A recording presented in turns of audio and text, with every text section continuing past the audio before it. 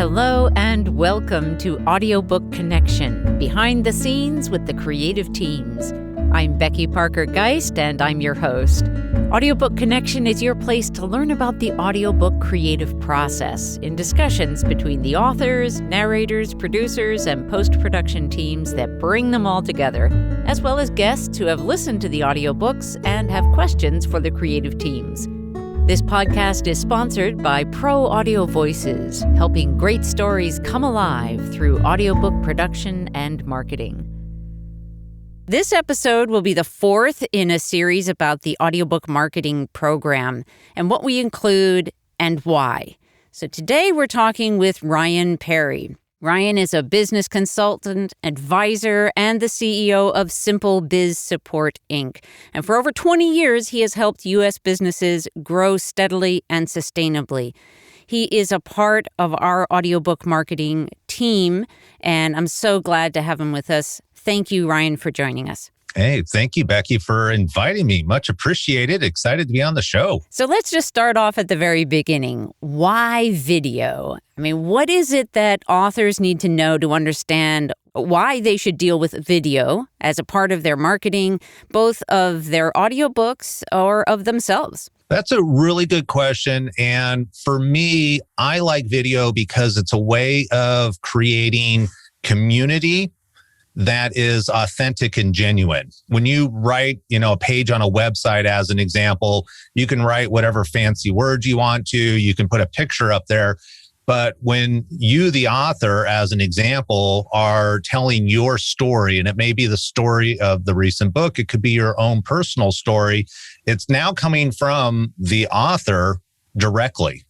And we get all these visual cues. It's not just the auditory cues, but we get these visual cues also. And it's just a great way of inviting people into your world as an author. And it's a great way of creating community. And that's really, I think, what more and more people are looking for, especially in the current situation. Here we are, 2020, 2021. People are really looking for connection and community.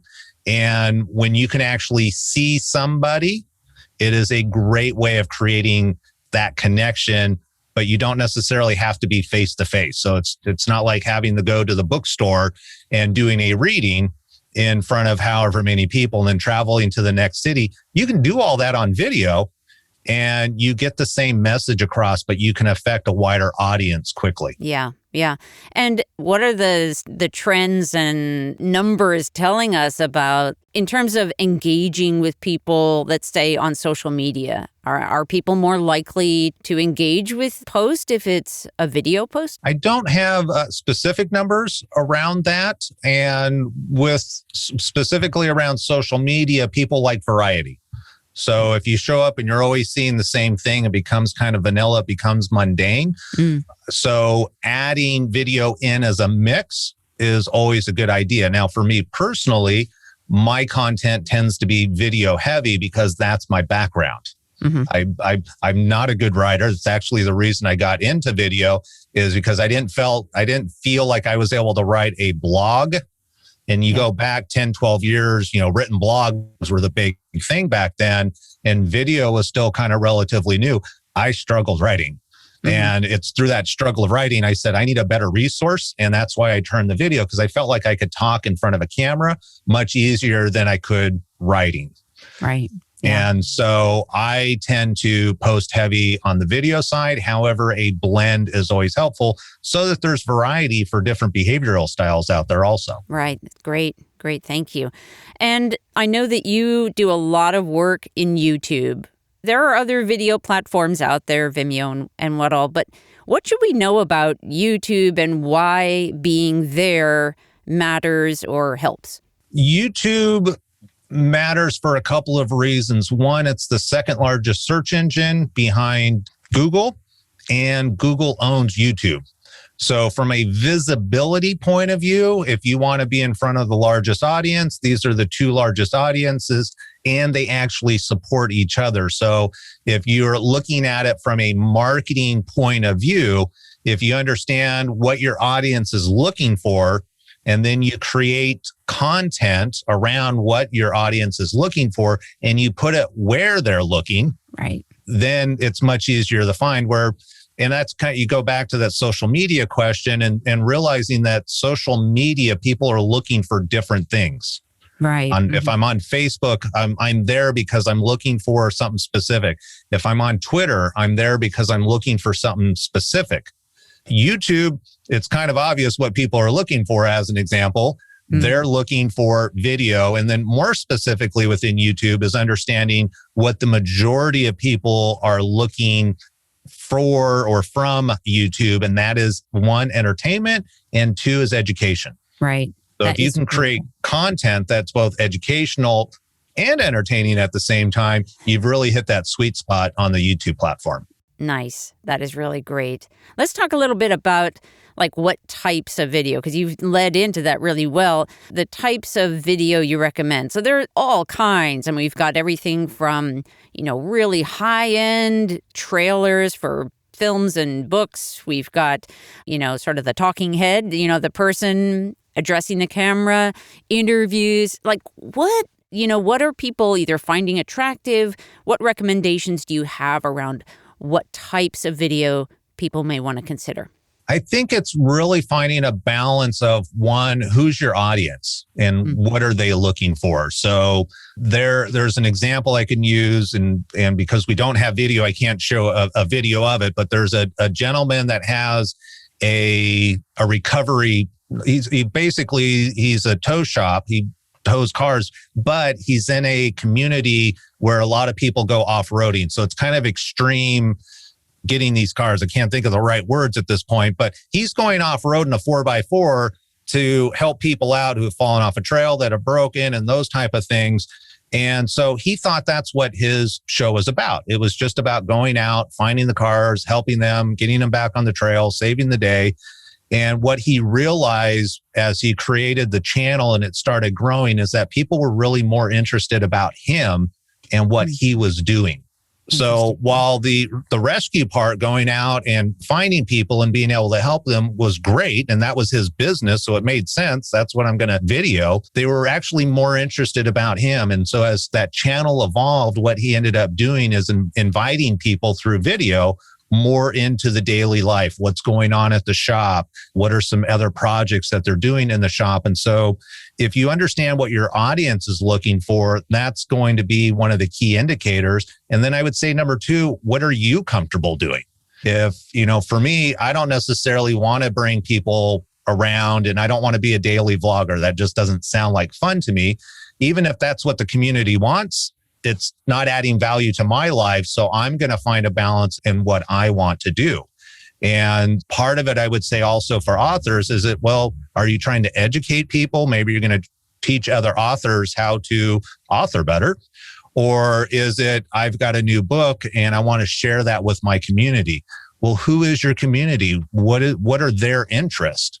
And it may not be just about the book, but it could be around other activities that are relatable either to the author or the book, as an example, that they can bring in. Right. You've brought up some really interesting things. So what I'm gleaning from what you just said is it sounds like in that initial building of the channel, that you first have to start putting stuff out there.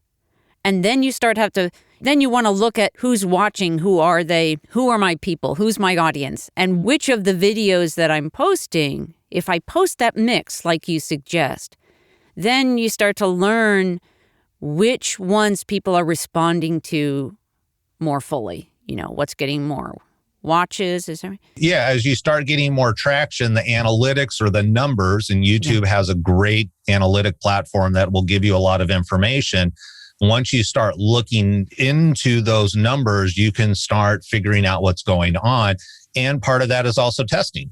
Oh, I haven't done this type of video, as an example. Maybe I'm going to interview somebody today where normally it's just me and that talking head, where it's just you statically in front of a camera talking. Maybe I'm going to bring somebody else in. And I always recommend that, especially with new channels, because you're able to invite or leverage that other person that you're interviewing. You get to leverage their audience.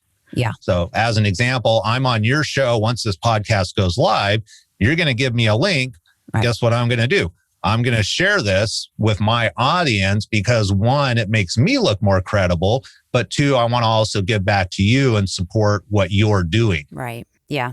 And you've touched on, again, some more things, some that we covered in other episodes. One is like knowing what your goals are, overall, but also some of these things that we've talked about in episodes about podcasts and how that can be particularly valuable. So thank you for all that. That was really great. Is there on YouTube kind of an ideal length of video, something we should be aiming for? That it's a loaded question in the sense, again, not really knowing who your audience is, your niche, what you're doing. It's really hard to say. I mean, there's people like Joe Rogan who has a very successful video podcast. But, he takes the video and he extracts the audio, and then he's got a podcast itself.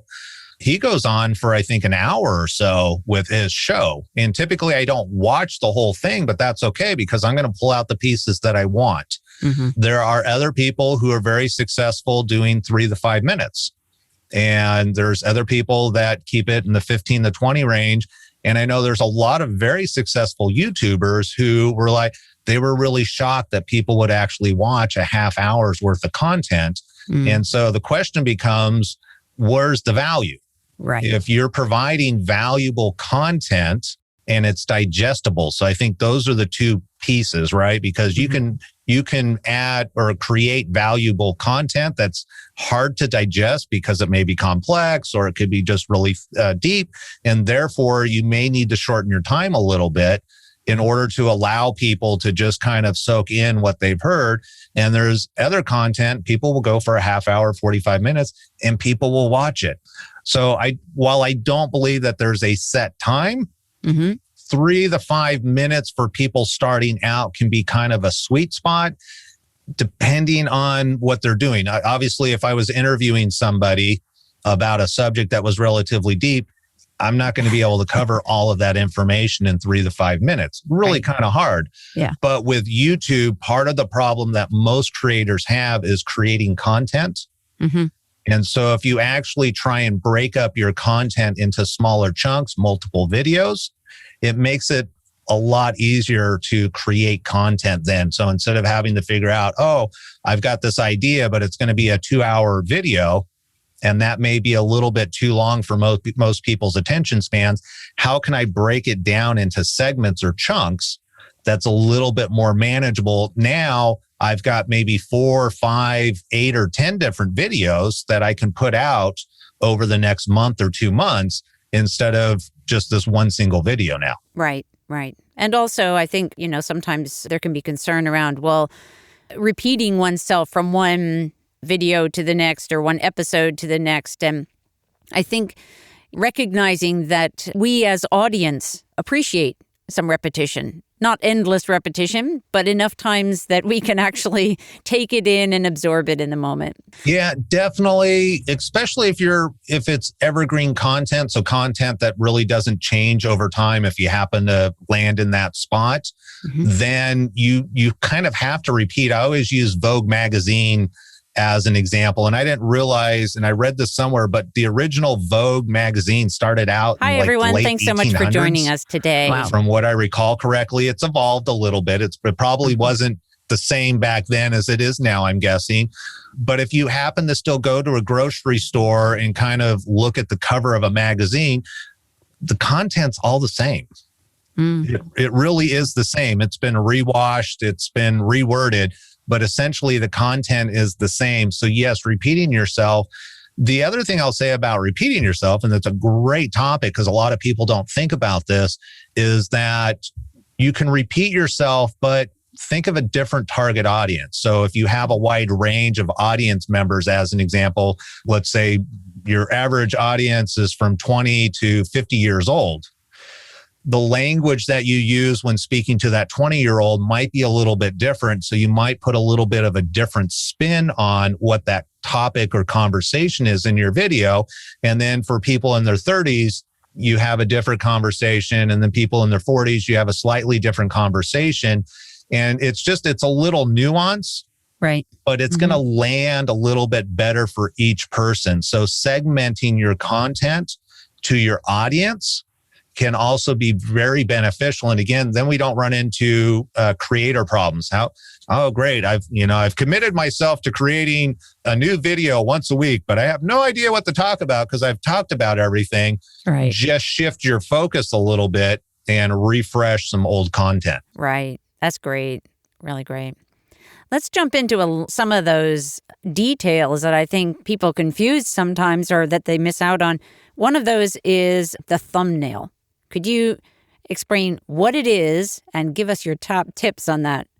Do you use thumbnails for your podcast? Yeah, there are images for the podcast. Mm-hmm. There you go. So a thumbnail is essentially an image that goes in for your static view of YouTube. So if somebody lands on a YouTube page, and let's say they've got 20 videos on that page, instead of just having a random clip from the video itself, in an audio podcast, you can't see it, but most of the time when people are talking, and I do a lot of talking head videos, your mouth is open a lot of the time. And YouTube always has a way of capturing that one clip where your eyes are closed and your mouth is open. And that's the clip that they decide to show to the public. Right. So a thumbnail is your ability to put your own custom image up that's public facing. So when you upload the video, you add a thumbnail. And then when the audience sees your video on the public side, you get to have this picture. A couple of key things with thumbnails. One, they should be really short and sweet. So it's kind of like a billboard when you're driving down the freeway and you see a billboard. If you cram a lot of information in there, people just aren't able to digest it because they're driving fast. On YouTube, that thumbnail or that video is competing amongst 20 other videos as an example. So it needs to stand out, and simplicity is the key here.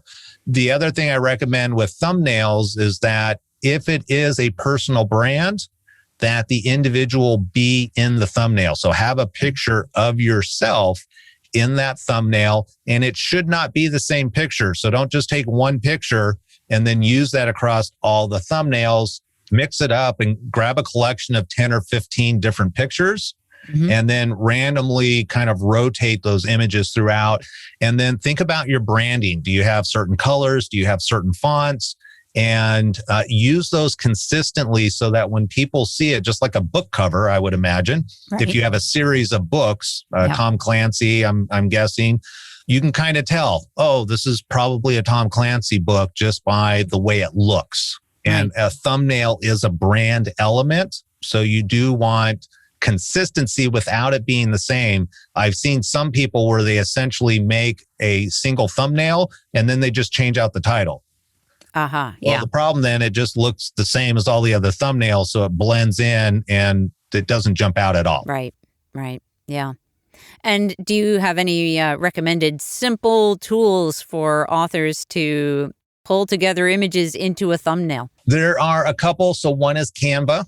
Right. Canva.com is an online resource, and they actually have templates built. So you can actually look for, like, even Facebook. You could find a Facebook template if you wanted to post an image. You could find a YouTube thumbnail template. So it'll be the right size. They've got all kinds of fonts. They have other options that you can do. Another tool, if you're big in the YouTube, is a tool called TubeBuddy. It's TUBE buddy.com. It's a tool that I use. And not only does it give you a lot of analytic information, the other thing it does is it actually has a thumbnail builder. So sometimes people will actually scroll through the video. They'll find a clip where, they're smiling and maybe raising their hand and it looks good. And then you can actually use the thumbnail builder to add text and images and those types of things. But Canva, super simple. That would be my preferred tool. Great. Thank you so much. And then a mystery for many, end screens. Like, what are they? Do we need them? How do we use them? Yeah. Could you help us out with that? I can sure help you out with that. There is a little mystery around end screens. End screens have been around for years and years and years. And for those of you who are on YouTube and you make it to the end of a video, you'll notice a lot of times some videos will just end, and then YouTube will pop up a list of, hey, here's some other videos that we think you'll like. The problem with that is most of those videos that YouTube recommends are going to be from other people. Right. If your video just ends, YouTube throws up a suggestion, it's going to take you off your channel. You're going to lose eyes. You're going to lose views. So the end screen is 20 seconds at the end of the video that you get to brand if you want to, but it's a feature in YouTube when you upload the video where you can add your profile image, and that is designed to allow people to easily subscribe to you. So if you've ever seen the little circle and the page profile image, and then a lot of times boxes, most people have like 2 boxes in the bottom left and the bottom right as an example. And they'll actually say in that last 20 seconds, hey, everybody, thanks. If you like this video, like, subscribe, and check out down below. Here's some other videos. And what they're pointing to are those 2 boxes where you, as a user, get to choose what content you want to direct your users to. The end screen's only 20 seconds long. So you can either just have these boxes pop up over the last 20 seconds of your video. Mm-hmm. So sometimes people will do outtakes. It'll be like, hey, okay, I got to restart. And it just shows that human nature in that last 20 seconds, makes it a little bit more real and authentic. Or people will actually do a custom, like a thumbnail as an example, but it's embedded in the original video. So the last 20 seconds has to be baked into the original video that you upload to YouTube. Mm-hmm. And then they'll actually put some branded graphics. And a lot of times people just have a static end video that they always put at the end. And it's that kind of hey, everybody, thank you very much for watching. If you enjoyed this video, please like, share. And if you want to learn more, here's a couple more videos about this subject. And so it's a way of keeping people on your channel, because ultimately YouTube is a platform that wants more views, it wants more watch time. And if your channel, your specific channel, your content is helping them do that, mm-hmm. then they're going to want to boost you in their visibility. So then we get into SEO and how do you be found and all that type of thing. But watch time is one of the biggest indicators that YouTube's looking for. Yeah, that's great. And I know that it can be confusing when you looking at in YouTube when it's asking you, do you want to do an end screen, really understanding, well, is that going to cover up the last 20 seconds? You know, what do I have to do? So you really addressed that, and I appreciate that. Thank you. And just so people know, that's not a default setting. So you have to actually push the button and say, add this, and then it's going to ask you some questions. It's going to ask, hey, what content do you want me to put up? And you get to move it around the page wherever you want to. So you have flexibility there. It's one of those things, play with it if you're interested. Yeah, great. Let's pause for a moment. We'll be right back. Looking for a way to get some direction and help with building your author platform and marketing your books and audiobooks? Pro Audio Voices created the Audiobook Marketing Program to help authors like yourself get the support they need at an affordable rate. We work with you to bring your goals together with our marketing expertise to create a customized blueprint, the tools and materials to build your platform, step-by-step instructions, and the team to help you all along the way. For more information, visit proaudiovoices.com and click on Audiobook Marketing Program. Pro Audio Voices, helping great stories come alive through audiobook production and marketing. What about transcriptions? Is it smart to have your video transcribed? And if you do you put that in the description, or where does it go? Kind of what's the value, and should we do them? Yeah, so transcription, again, it's going to be kind of really dependent on your audience. The easy answer is yes. And there are some times when it's like, you definitely want to do it, especially if you have a bilingual audience that maybe struggles with your natural language. Oh. And so having that transcription is really important, because YouTube itself has artificial intelligence that's actually transcribing the video for you. However, it doesn't do a very good job. It doesn't add punctuation. It doesn't capitalize things. If you have an interesting name or a business name, it will show up in all kinds of weird ways. So anybody who clicks on the closed caption option, which is standard on YouTube, down in the bottom right-hand corner, anybody can click on closed caption. You either get two choices. You get the YouTube free version, or if you want to actually transcribe your audio and make sure that it's capitalized, punctuated correctly, all the words are spelled correctly, then yes, I recommend doing that. And you can transcribe in other languages also and upload those. So if you have a Spanish-speaking audience, as an example, and you want to have that closed captions show up down in the bottom in Spanish, you can actually transcribe into other languages. I've done that for my own channel because I get a lot of people from India, as an example, more tech stuff. So a lot of the tech stuff that I do around YouTube and the how-to, I'll actually transcribe it. And I forget what the language is, but I'll transcribe it for that region of the world, because when I look at my analytics, I see that a lot of them are watching. Right. And so I want to make it as easy for them to digest my content. That's beautiful. So I should probably ask what tool or tools you recommend for transcription. There are a lot of tools out there. I use Otter, which is OTTER.io. It is also a AI-based, artificial intelligence-based transcription service. However, you pay for it. So I found that it does a better job, but I still have to go through and read through the transcription. And I always make some edits and changes to clean it up. And then there's other transcription services that are much more expensive, like $1 to $2 a minute, right, where you're actually getting a human transcription service. Right. And that the quality is much better. So it depends. I like to read through my content first before I post anything. So typically I use Otter AI because I found that the quality is good enough for my needs. Yeah. But if you really want a hands-off approach, I would recommend human-based transcription service. And I used to use one, but I don't have it in front of me. So I'm not sure what that. Is that rev.com? That's one I know of. But yeah, there's so many out there. Yeah. There's so many out there. So I would say try it. And if you find that they work, great.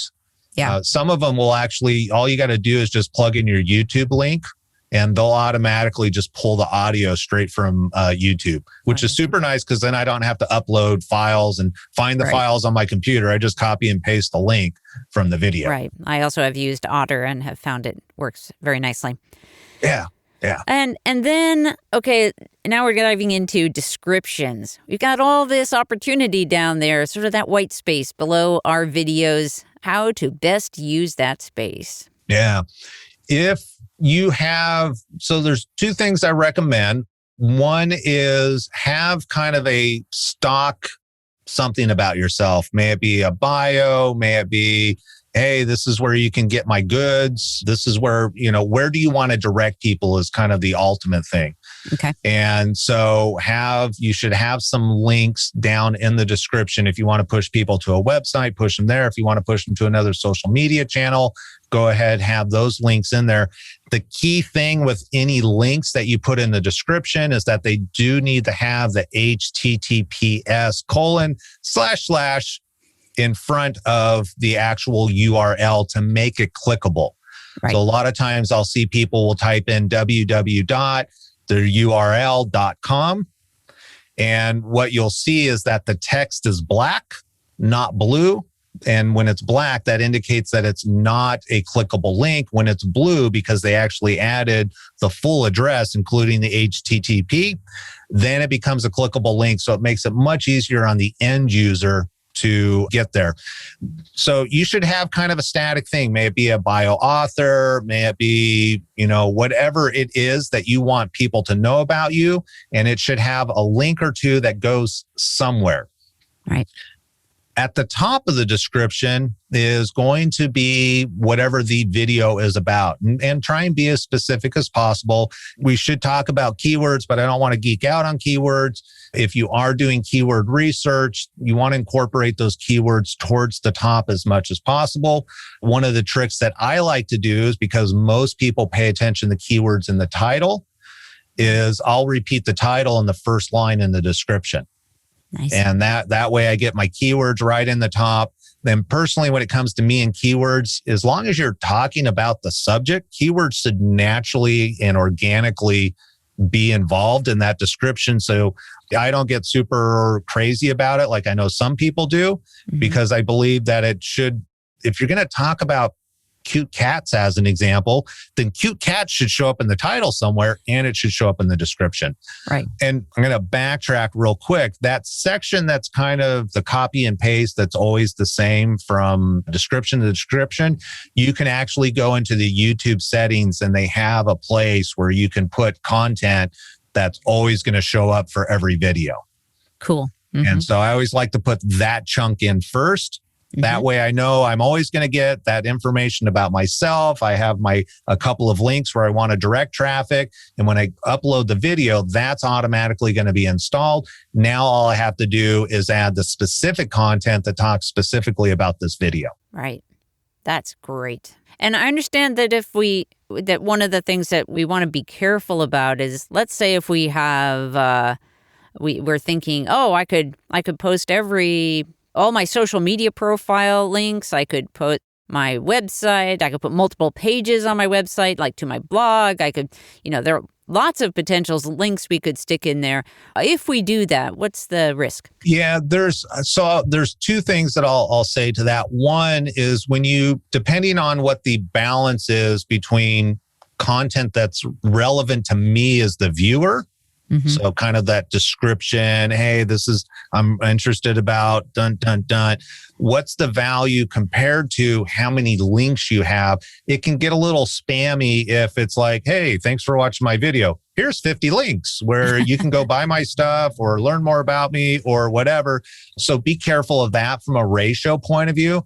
And then number two, remember that YouTube is a company. They want to make money. They don't make money if they push people to Facebook. They don't make money if they push people to Instagram. They understand that, hey, you're using YouTube as a tool to create visibility, but I personally like to limit the links as much as possible. And instead, I want to try and keep people on my YouTube channel. So some of my links will be around, especially if I have a playlist. So if I'm creating a video about lighting as an example, and I might have 10 videos that are about lighting, one of my links is actually going to be a link back to my playlist within YouTube. And so YouTube sees that and they're like, okay, hey, this guy's sharing the love. He's trying to keep people in the YouTube community. Yeah. And it's going to benefit me if people click on a link that's going to help them with whatever their problem is. Or if they want more entertainment, hey, here's another entertaining video you can go watch. It's going to help me, but it's also going to help YouTube. Right. So I recommend having a balance in there for those two reasons. One, you don't want to look spammy. And then number two, YouTube wants to keep people on YouTube. So share their love also. And it's not a big overall piece of the SEO puzzle of how do I get YouTube to promote my videos, but it is a piece. Yeah. And what about, if you could just touch briefly at least on hashtags, YouTube and hashtags? Yeah, so you can actually do hashtags, up to 3 hashtags down at the bottom. So if people are searching, kind of that Twitter-based person who's used to searching for hashtags, I put typically up to 3 hashtags down at the very end of the description. And those will show up at the top near the title on the actual YouTube page. So it's another way of kind of helping YouTube better understand what your content is about and relatable, because like I said earlier, at the end of your video, YouTube is going to pop up other suggested videos. Right. Well, guess what? If somebody's watching your competitor, and it doesn't have to be a competitor in the negative sense, but somebody else that shares similar content as you, there's a good chance that your videos are going to show up on their YouTube channel because you're using similar words, hashtags, those types of things. So it's an easy way to create more visibility. Nice. And also, it sounds like there's a little bit of a community aspect to that as well, in terms of content creators and as a community, in a sense. Right. And you mentioned playlists, and I know there's more to tell about those. What are playlists? I think probably most of us know what they are, but just in brief on YouTube. And then how do we take advantage of those? And is it important that we create playlists? Yeah, I think playlists are probably, besides good thumbnails, probably one of the most underutilized tool that YouTube provides. And a couple of reasons. So one, to answer your question, what is a playlist? A playlist is a grouping of videos. So again, if I have, let's say 500 videos on my channel, but only 10 of them talk about lighting tips and techniques, I want to put those 10 videos together so that if somebody's really like, okay, I got to figure out my lighting for my video, and I found this great video by Ryan on lighting, what else does he have? Don't make it difficult. Don't push him back into the main channel where there's 500 videos and he's got, the end user's got to find out where are these other 9 videos. You put them in a playlist and now the user can see all 10 of those videos in one spot. So thinking about an author, if you've written multiple books, an easy playlist is the book itself. Right. Here's where you can learn everything about this book. If it's more behind the scenes type of things, I would maybe do a playlist for that. And it makes it easier or it makes it easier for the viewers to find that content once they've actually kind of honed in on, oh, this is what I'm interested in. Now I can find everything that you offer. So it keeps them on your site longer. Additionally, from an SEO or a visibility point of view, playlist, if you actually add a title and description when you create the playlist, often those playlists will show up in a Google search where a website or a single video by itself won't. Interesting. It's not an absolute, but it's another tool to create visibility. Mm-hmm. And I feel like there's another part to your question that I haven't answered, but I don't know what it is. Oh, do you think it's important that we use them? Yes, definitely. That was the part that I missed. There's a couple of reasons why I think it's important to use them. One, what we just talked about, make it easier for the user to digest your content.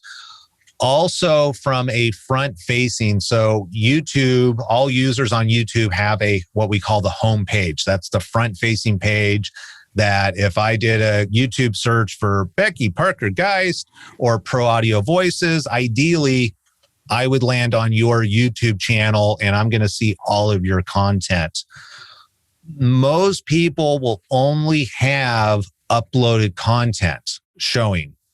The problem is you got all this real estate. YouTube doesn't want to show 500 videos of uploaded content. So they typically limit it to maybe 13 or 15. And if you've been on YouTube, there's a little scroll bar on the right if you're on a computer. And you got to kind of scroll through all of that uploaded content. Not super simple. What you can do with playlists now is you can actually place a playlist on your homepage. And you can put it wherever you want. So I can put it at the top, towards the top of all my content. And that way my uploaded content isn't necessarily the top line that everybody sees now. Because if I'm releasing a new book, and this is where all the buzz is, I would want to create a playlist for that book and then put it at the top where it's at eye level for everybody. Right. And maybe put the previous book or whatever content down below. So now I get control of where my content is. Just like when you go to a grocery store, the grocery stores know to put the high value, that the products that sell the most at eye level where it's easy to be seen.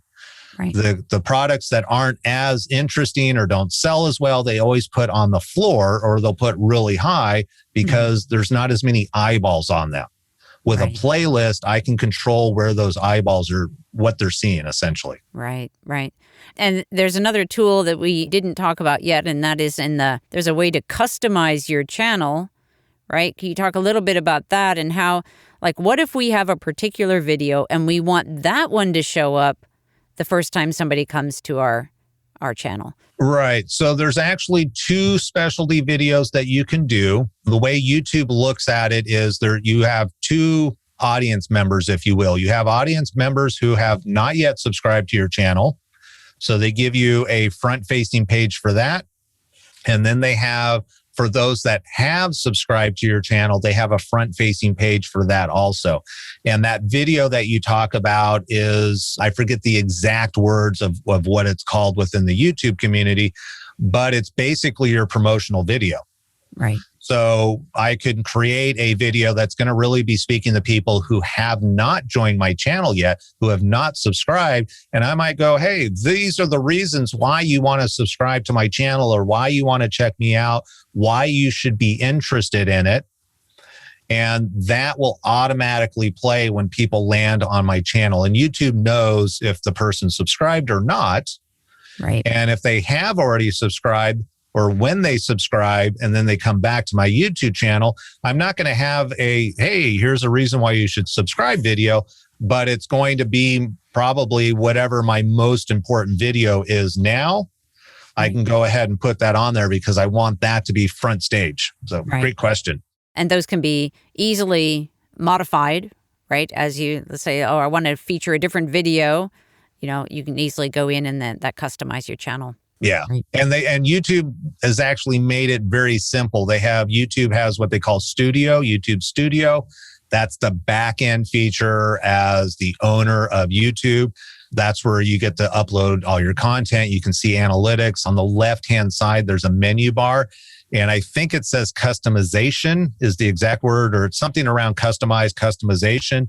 That's where you'll get access to changing out your homepage for viewers. All right, great.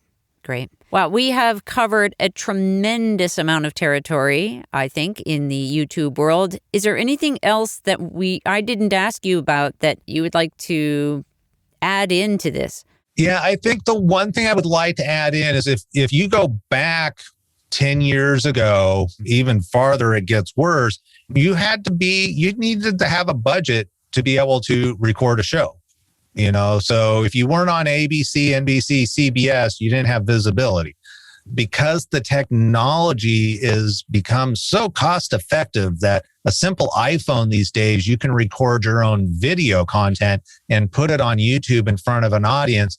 You don't need a big budget, and things don't have to be fancy. You should have good lighting. You should have good audio. You should not have a cluttered background with, a million pieces of garbage behind you. Make something that looks nice, but you don't need a super polished. And a lot of times I think people think that, if I'm going to go on YouTube, I have to have this polished thing. No, you want it to be authentic. People are looking for authentic people to connect with.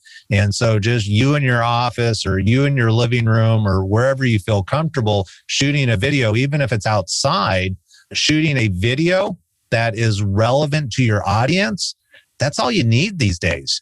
And so I think it's a wonderful place to be in, because you can essentially do it for free with the tools that you already have. Great. And that's awesome, Ryan. Thank you so much for taking the time today. And I would love to let our listeners know, if there is something that they would like to connect with you directly about. Can you tell us just a little bit more about how people can reach out to you and learn more about your services? I appreciate that. And thank you again for inviting me on the show.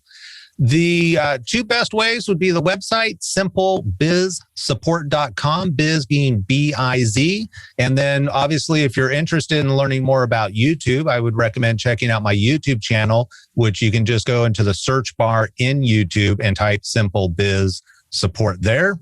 And be more than happy to answer any questions that people have. Awesome. Thank you so much. And thank you also just for being a part of our awesome Audiobook Marketing Program team. My pleasure. Thank you. If anyone has further questions for me, please reach out to us at proaudiovoices.com. Thanks so much for being with us today. Thanks, Ryan. Thank you.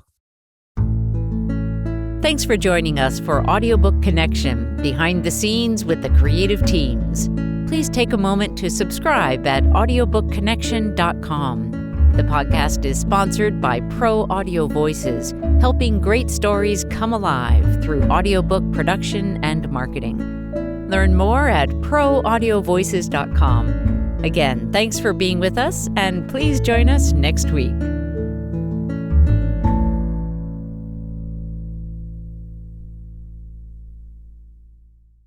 This podcast is a part of the C-Suite Radio Network. For more top business podcasts, visit c-suiteradio.com.